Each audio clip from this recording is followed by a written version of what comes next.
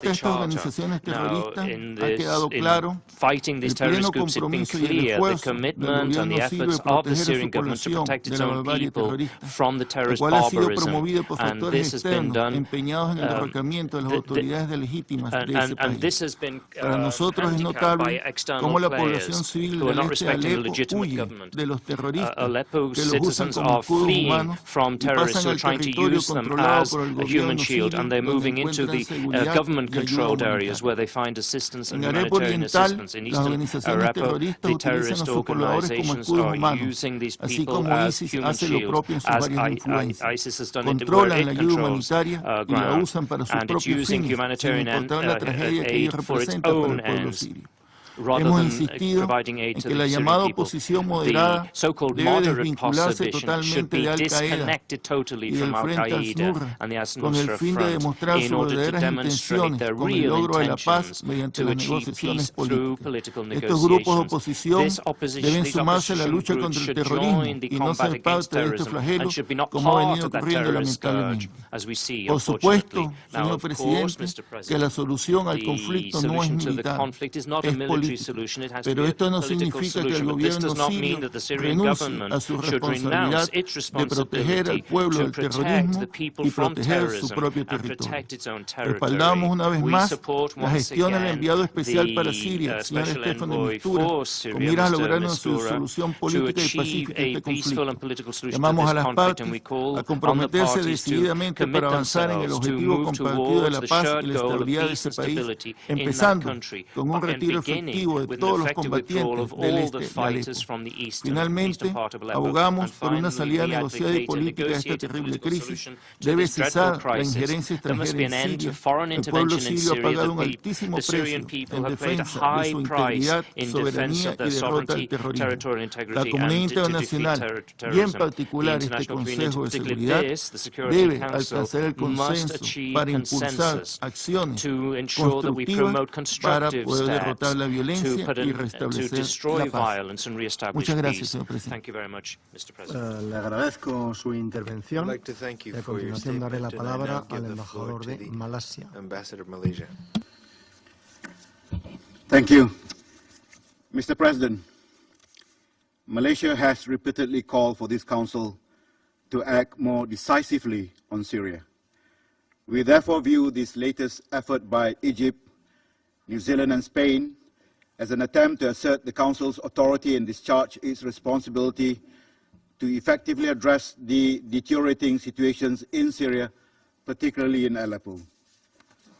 The resolution's main objective, aimed at achieving a ceasefire in Aleppo and delivering the much-needed humanitarian assistance, is absolutely critical towards reducing death and destructions and save thousands of lives in the besieged city, especially women and children. Of utmost importance to my delegations is also the fate of thousands who are at the great risk of mass starvations. An urgent need for the activations of the UN's 4-point humanitarian plan to resupply medical and food aids need no further elaborations. And the presence of medical personnel to treat the many sick and wounded is urgently needed. Given the compelling humanitarian reasons behind it, my delegations voted in favor of the draft. We have consistently been pressing to alleviate the appalling humanitarian situations faced by innocent civilians in Syria. Therefore, we are gravely disappointed that these draft humanitarian resolutions failed to be adopted. It is a betrayal of all hopes pinned on this Council to alleviate the dreadful sufferings caused by brutal conflict. We have spent hours listening to the heart-wrenching accounts of a humanitarian catastrophe. And with this Council's inability to act, do we have the heart to listen to more graphic briefings? What is required is actions to halt the fighting for humanitarian assistance that is so desperately missing. Hence, for the sake of those innocent lives, we will not give up hopes. We cannot despair. We will continue to support any initiative, whether in this Council or outside the Council, to see an end to the brutal conflict and destruction in eastern Aleppo. I thank you. Le agradezco su intervención y a continuación tiene la palabra el embajador de Ucrania. Thank you, Mr. President. Ukraine commends the dedicated efforts of the delegations of Spain, New Zealand and Egypt. Ukraine voted in favor of this document since we wholeheartedly hoped that it would have served the purpose of breaking the dangerous pattern of escalation in Syria and contribute to easing the continued intense sufferings inflicted on its people.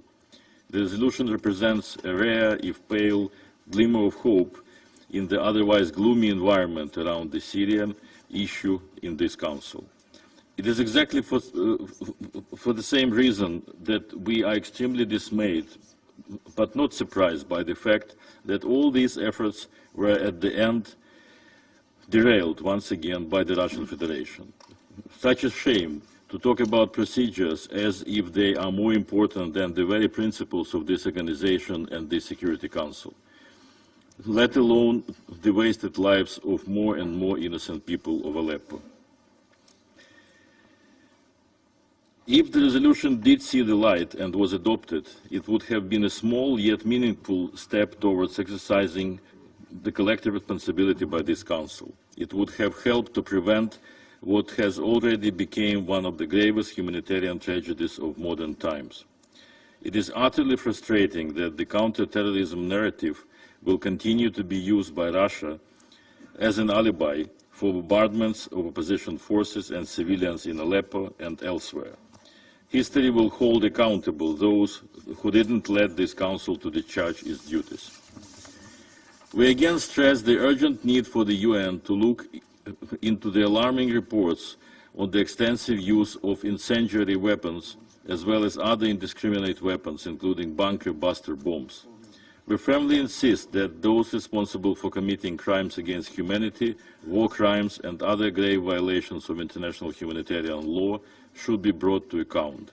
I am sure they will. Let us also convey again a clear message to those planning a retake of eastern Aleppo. The idea that a regime victory would lead to an enforced stability in Syria is a dangerous fantasy. What we are witnessing is turning Aleppo into another Grozny, and the Grozny scenario in Syria is possible, but will never be sustainable, and there is no military solution to this conflict. Thank you. Le agradezco su intervención y a continuación doy la palabra a la delegación de los Estados Unidos. Thank you, Mr. President. Abu Jafar, a coroner in eastern Aleppo, recently told a reporter, quote, "You know, it is not our job to bury people, but if we don't, no one else will. Where we used to bury one man, we now lay down entire families. We dig and we dig. It never ends." End quote. We dig and we dig. It never ends. Today, we had a chance not to end, but to briefly stop the ongoing butchery in eastern Aleppo. We have failed because of a cynical act. With a wave of their hands, Russia, China, and Venezuela showed that they don't want the suffering of eastern Aleppo to end. They have heard the cries of people who are pleading for their lives, people cowering in the basements of their ruined homes, people who are picking through trash to find a morsel to eat and said, "No, the Security Council cannot help you." Russia, together with its ally Bashar al-Assad, will keep bombing these people instead. Today, we will hear a lot of words from Russia. We've heard a lot already, but it is Russia's action, using its veto to block a brief humanitarian pause, that speaks volumes today. The raised hands that blocked today's resolution to aid suffering civilians shows everything you need to know about Russia's intentions in Syria. And Russia has no one to blame for their veto today except themselves. If it had been adopted and implemented, the resolution Russia and China vetoed today would have established a 7-day pause in the fighting in eastern Aleppo. That pause would have allowed life-saving humanitarian aid to get into eastern Aleppo and allowed civilians who wished to escape to leave. This was no political resolution. Its purpose was, in fact, quite simple. Stop the bombing, stop the shelling, and get people help. It probably should not even have been necessary to propose this resolution. After all, this Council has long demanded that the regime enable immediate and unhindered humanitarian assistance. And of course, international humanitarian law requires that civilians not be targeted. The situation in eastern Aleppo is so dire that this Council has to demand that the parties respect the norms that all of us know should apply. Let me tell you what Russia and China have vetoed today in blocking this resolution and allowing the bombardment of eastern Aleppo to continue. They have vetoed the delivery of basic medicine to people who will die without it. They have vetoed the evacuation of sick and dying people who have no chance of surviving in the bombed-out hospitals and clinics of eastern Aleppo.